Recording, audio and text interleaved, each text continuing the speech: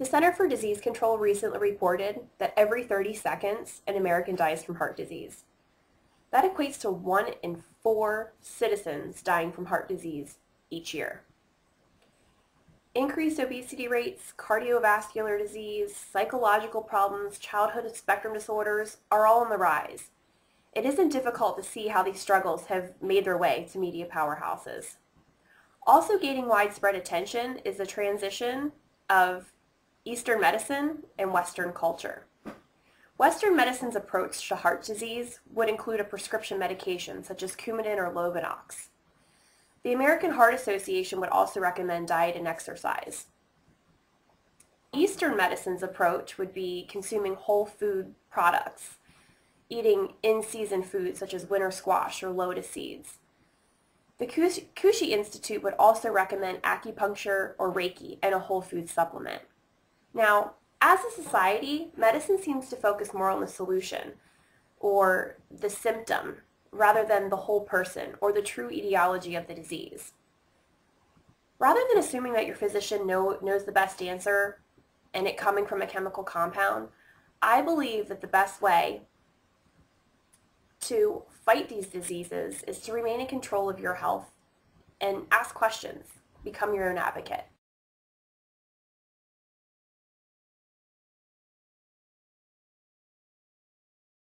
I would feel pretty safe in assuming that we all agree, as a nation, our health is poor, mediocre at best.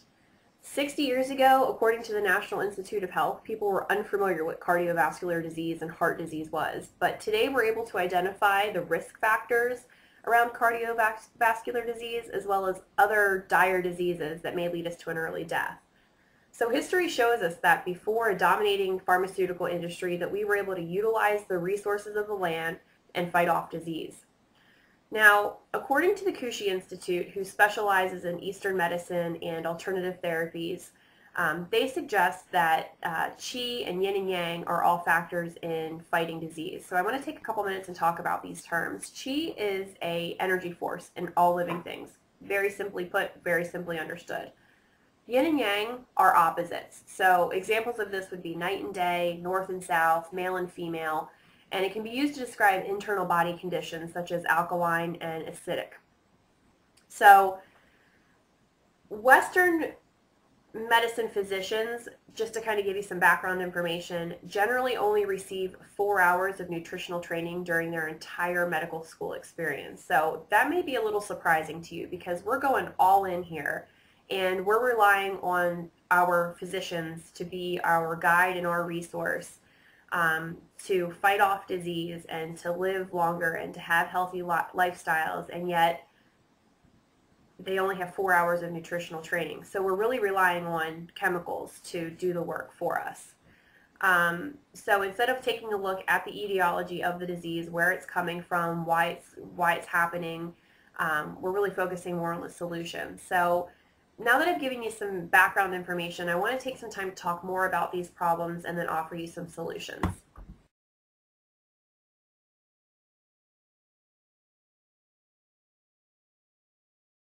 Money, money, money, money, money, money, money. The American Action Forum published some astonishing revenue results for the year of 2012 regarding the pharmaceutical industry. The pharmaceutical industry's estimated annual profits equal, drumroll please, over $200 billion. Now, in comparison, according to the USDA, the agricultural industry's crop profits will equal millions. Not billions, just millions. So physicians are trained to identify symptoms and associate those symptoms with the disease and then treat those symptoms of the disease with a chemical compound, a medication. Are we missing something in this process? I say yes, we are. We're missing that these symptoms are produced by disease origin. So why aren't we investigating the disease and the long-term solutions to remedy these disease? So we've talked about some of Western culture's approach to treating disease, so let's talk shop. I want to get into solutions.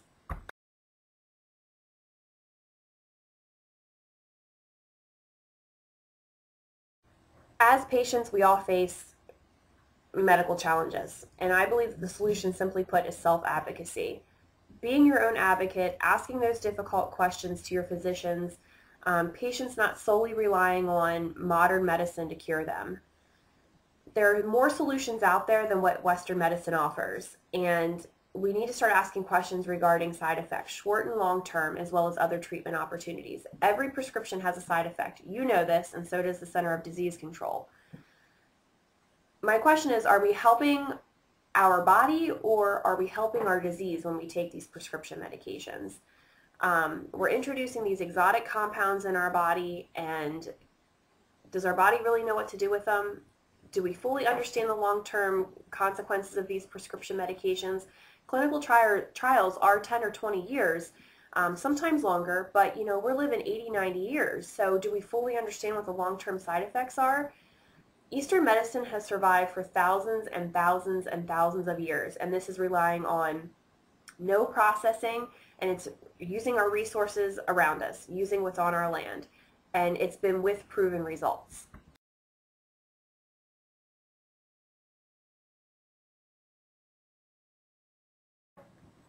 So we've all heard the saying that there's truth in numbers. We're going to talk about complementary and alternative medicine, or CAM, versus conventional medicine. According to the publication, the Journal of American Medical Association, the use of CAM modalities is up nearly 70%, which is simply confirming that Americans are preferring an all-encompassing approach to their health care.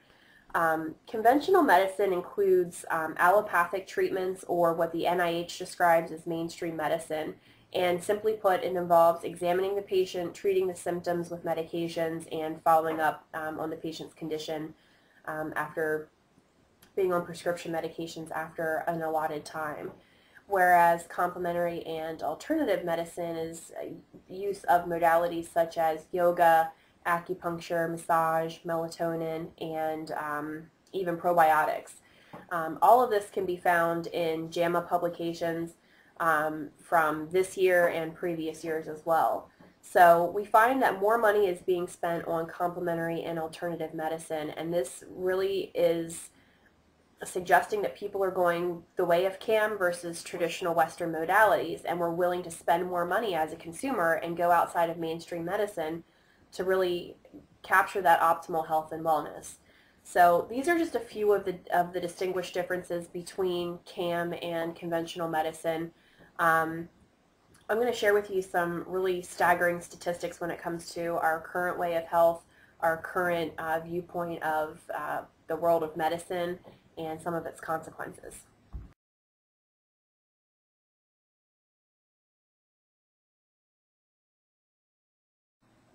You'll probably already know this information, and many sources will confirm it. But 100 years ago, Americans simply weren't being faced with a cancer diagnosis that we are today. Our cancer statistics 100 years ago were 1 in every 24 Americans being diagnosed with cancer in their lifetime. Today, those statistics are 1 out of 2 men and 2 out of 3 women who will be diagnosed with cancer in their lifetime. And yet, little is being done on the prevention, but billions are being spent on the pharmaceuticals that are going to fight the disease. And yet, the diagnosis and death statistics are still rising. Science has proven that an alkaline body condition, or a pH higher than 7, allows for natural body components to thrive in a healthy environment, whereas acidic environments will produce a cancer-thriving surrounding.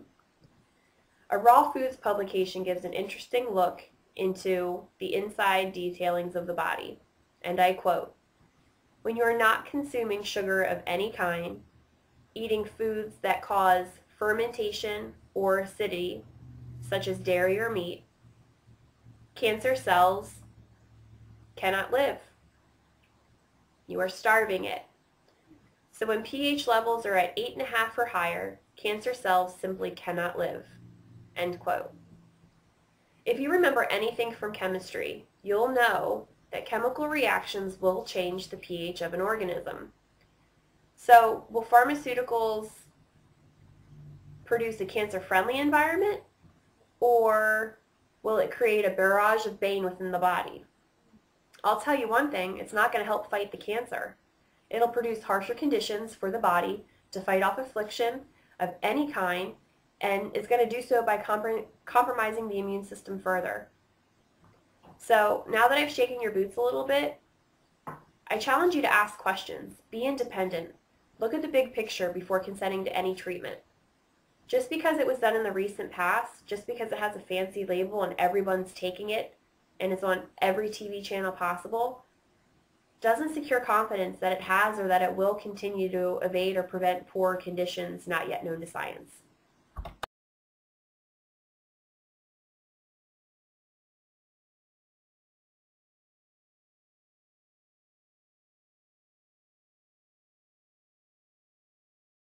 A traditional doctor gets paid to push pills, vaccinate, radiate, basically exterminate people. No different than a contract killer, except the hitman is more honest. He doesn't claim to be helping humanity. Holistic medicine is the only way to go. That's a quote from Jared Kims. The current medical norm in place challenges us all to ask questions and become a strong advocate for honest, optimal health and wellness. I challenge you to strive to avoid putting a Band-Aid over your symptom and calling that a cure. I challenge you to seek true healing and identify the source of the problem and fix that. Taking medicines will only cause further side effects and additional ailments, and soon it's going to be a juggling act, and you're going to forget what the first symptom was and what disease you're fighting. And so I ask you, are you up for that challenge?